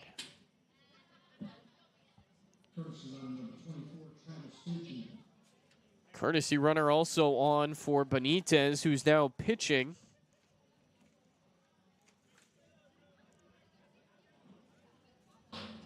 Two on with none out.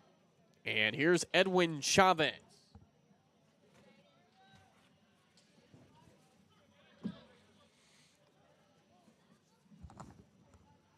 Chavez 0 for 2 today, had the big gaudy numbers, double-digit homers coming in, but he struck out and then bounced out to first. And he was trying to hit another homer there. That was a big swing. Sure was. He was trying to swing that one to the right field fence. That's a good pitch there by Davis. No balls and a strike. Davis pauses and brings it home. Swing and a miss. The velocity getting to him a little bit now, and if I'm Jaden Davis, I think I'm sticking right with the gas.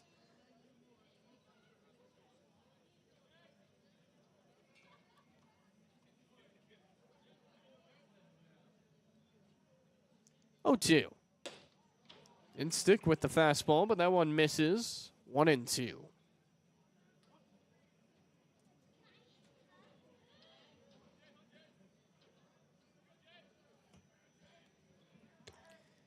Davis pauses and fires. Popped him up. Looks to be playable. Garner working towards the dugout first base side as he'll make the catch. Easy play, 1 out. Nice presence there by Garner that he was against the right side, against the railing there, and is able to make the catch. So a good use of an eye there by the first baseman Garner. 1 out in the inning for Josue Martinez. Martinez today, a 1 for 2. Davis looking for a strikeout or maybe even a ground ball to end the inning. First pitch, bottom of the zone, strike 1. Rockwell's down to their final out over in North Forney. That would be a big upset and not good for Tyler Legacy. North Forney would have to win on Friday, and then they'd force a winner-take-all playoff.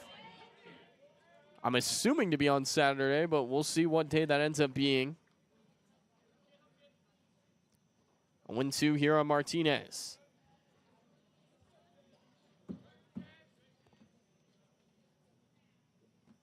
Check on second. Here's the pitch. Called strike 3. That's a good morning, good afternoon, good night. 3 pitches and the strikeout. Yes, he made quick work of Martinez there. Outstanding pitching there by Davis.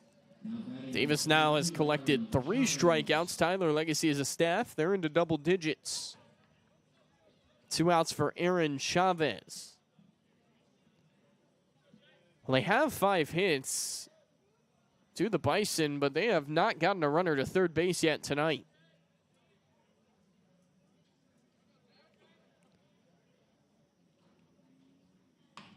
There's a bleeder, first base side. It's foul. Well, Reese, while we have a quick moment, we did talk about this day in baseball history. We have another one on this April 22nd. Back in 1959, how about this one? The Chicago White Sox. They scored 11 runs with only 1 hit in the 7th inning in a 20-6 rout over Kansas City. How about that? Sounds like a lot of walks. Yes, yes. Errors, I'm sure. Yeah. Is that the old, what year was that? 1959. That was at the old Comiskey. Yeah. That was the year the White Sox actually went to the World Series. Yeah. I forgot. Yeah, that is right. Yeah. They went on that huge run. 0-1. And that is a half swing, definitely a full swing. Chavez is down 0-2. It's gone final at North Forney. The Falcons have survived. They'll play another on Friday with the chance to force a play-in. That's a big win there.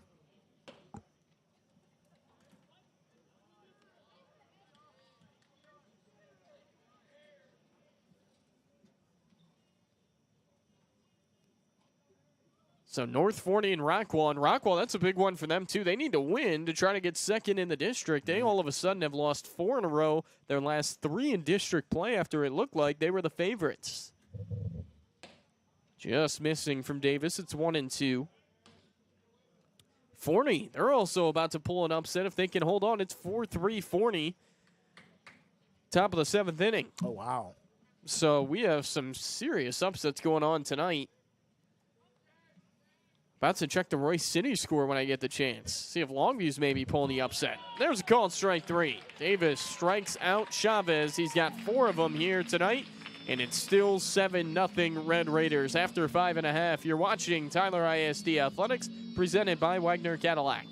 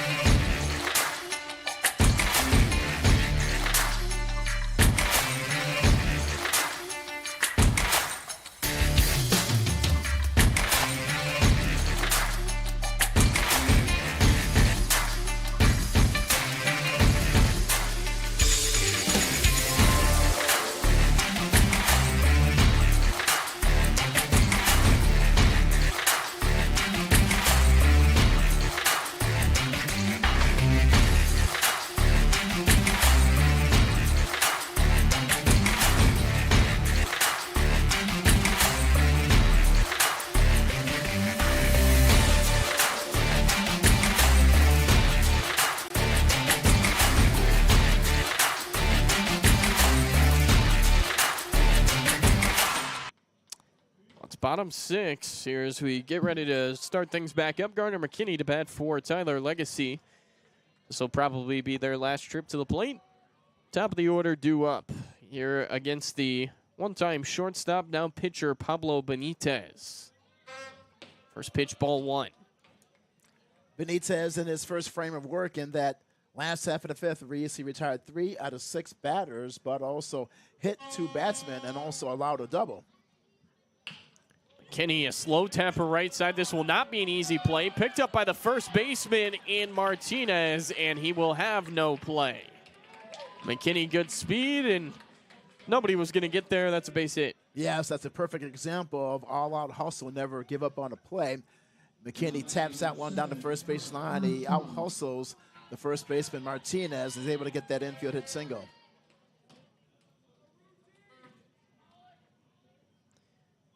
So we will have another pinch hitter, Alec Armstrong, to pinch hit here for Payne Hotman.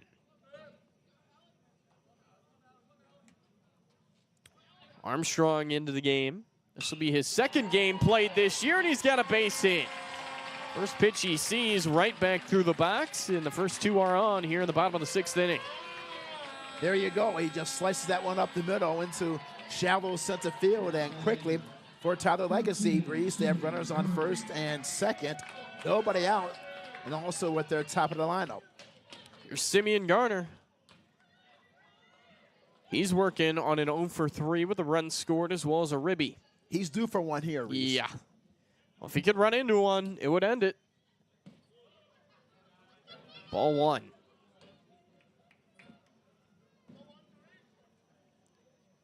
Last homer came against Rockwall Heath back on March the 14th.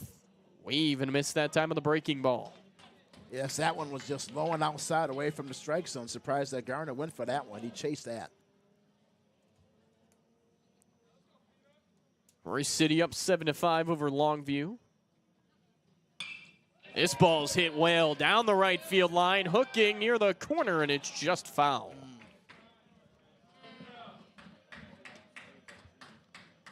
That was very close there, Reese. That probably could have scored both of those runs with those runners on base. So it's a game of inches.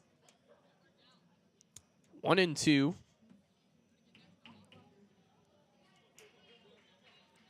Two up next is the spot of Jaden Davis.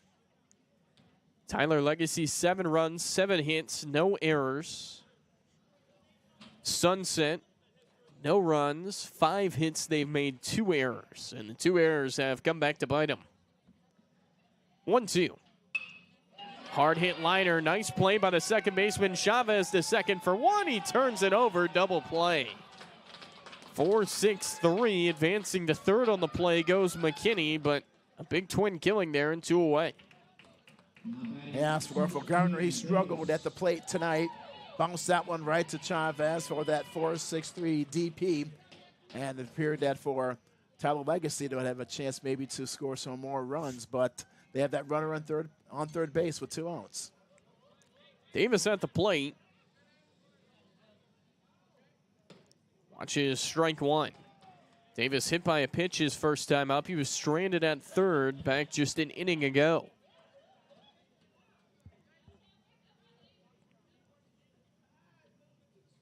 0-1 is fouled off, and now it's 0-2.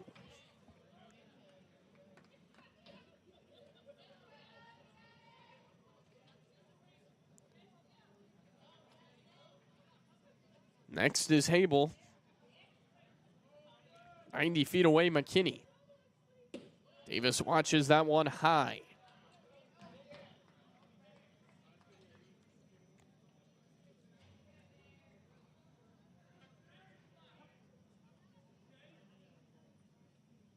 Here's the 1-2. And Davis watches a called strike 3. So the strikeout for Benitez. Tyler Legacy strands a runner on third here in the 6th. Trying to finish off the shutout in the 7th. You're watching Tyler ISD Athletics presented by Wagner Cadillac.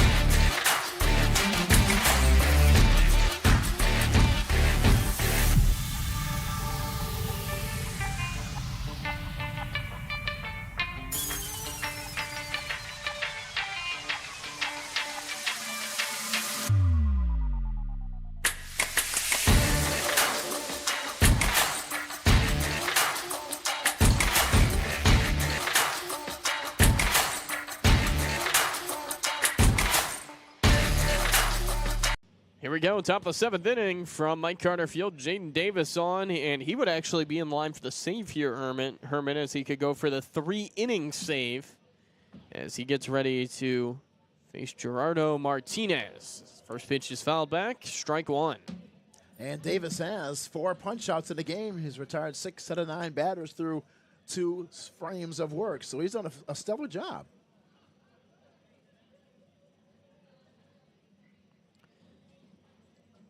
Martinez watches that one inside. Tyler Legacy has struck out 11 batters here tonight. It has been a clinic.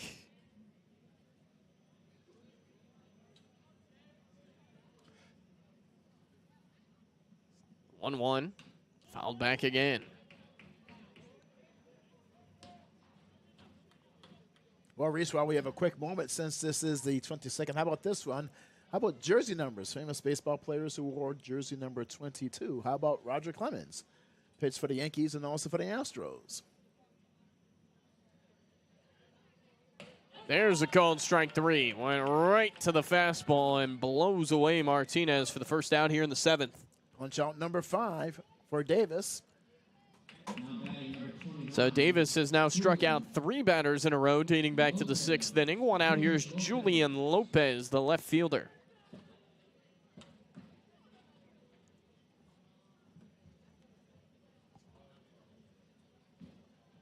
Lopez today, he's 0 for 1 with a strikeout and a walk as he watches strike 1. It's been, yeah, go ahead. Been impressive stuff. Yeah. Sunset hasn't had a runner past second. Davis, another fastball for a strike. Well, Reese, how about this? How about Bill Buckner when he played for the Dodgers? He wore jersey number 22. Brett Butler, outfielder for the Braves and also for the Dodgers. There's another strikeout. Lopez down swinging, 4 in a row for Jaden Davis. And down to their final out are the Bison. Kelly Community Federal Credit Union has been serving Smith County for over 60 years, caring for our community like family. From savings and checkings accounts to loans and investments, we're here to help you achieve your financial goals. With Kelly Community, save more, earn more, do more financially. Last hope for the Bison is Jose Roca. He struck out in his only at-bat today after coming off the bench in the 4th. And he waves and misses here for strike 1. Jaden Davis trying to strike out 5 in a row to end this one.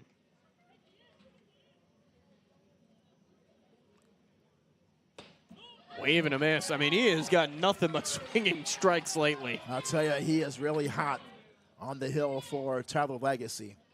Back to it and working quick. Does he go with the gas again? 0-2 pitch.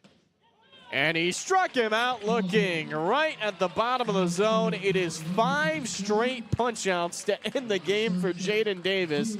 All Tyler Legacy here tonight.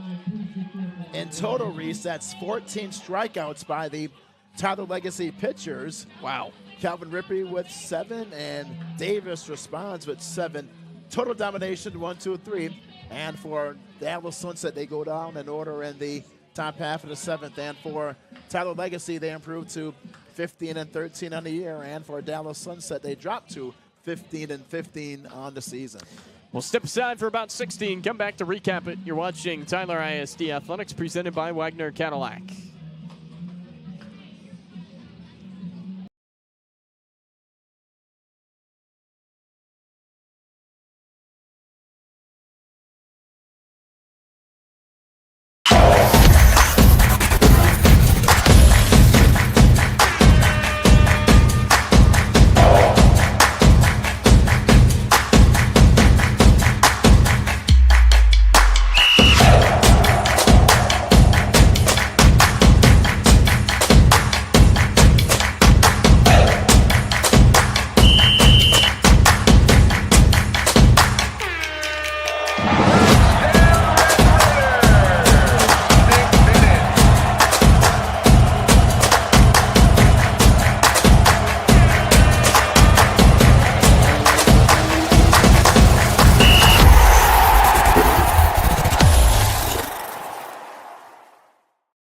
Back here from Mike Carter Field, 7-0 is our final here tonight. Reese Landon, Herman Howard to my left.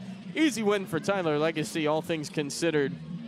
They got some help from some sloppy defense, but ultimately a win is a win. They didn't play their best, but whenever you win 7-0, you can't really complain about much. But what about this pitching tonight? 14 strikeouts in the combined shutouts. Yes, that's the story of the game tonight, Reese, for Tyler Legacy. Calvin Rippey, my goodness, 4 innings, 7 Ks, no walks, 3 hits. And then Jaden Davis, he caps it off with 7 more strikeouts and 3 frames of work. And for Tyler Legacy, with the shutout, only allowed 5 hits in the game. Total, the defense and also the pitching has been the story. But for Tyler Legacy, with the 2 runs in that last half of the first, really won the game. Then they tacked on 4 more in the last half of the third to put the game on ice. Well, for Tyler Legacy, that great pitching, Calvin Rippey, he's the winning pitcher. 4 innings, 3 hits. Didn't walk a batter, didn't allow a run. He struck out 7. Jane Davis, 3 innings, 2 hits, no runs, 1 walk. He struck out 7. Losing pitcher today is Draydon Galvan. 4 innings, 4 hits. He gave up 7 runs, but only 2 of them were earned. He walked 2. He struck out 2. He hit a batter. Out of the bullpen, Pablo Benitez, 2 innings, 3 hits. He hit 2 batters, gave up no runs or walks. He struck out 2.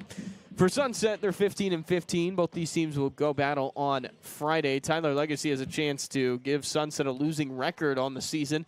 Well, for the Red Raiders, they want to stay hot. They would really make April their month with a win. They would go to 5-3 on the month. And as I mentioned earlier, North Forney winning tonight complicates things for Tyler Legacy because they may have to get up and play Friday. We'll see if it's a Friday or rather Saturday. We'll see if it's a Saturday, a Monday, a Tuesday, what it ends up being. Yep. But regardless, an upset by North Forney, and if they do it again on Friday, we're going to have a playoff. Yes, indeed. And for the good news for Tyler Legacy, they have won 3 consecutive games and have won 4 out of their last 6, and they improved to 7-2 at home at Mike Carter Field. So it appears that for the Red Raiders, they're starting to get hot at the right time of the season, at the end of the regular season, which hopefully for them will bode well for them with playoff contention. Well, that's all tonight here from Mike Carter Field. Our final is Tyler Legacy 7, Sunset 0. We will not have coverage on Friday, but stay tuned to our social medias at Tyler ISD Athletics for potential updates. If we do have a playoff game against North Forney, if not, we will have playoff coverage hopefully next week. Until then, I'm Reese Landon signing off.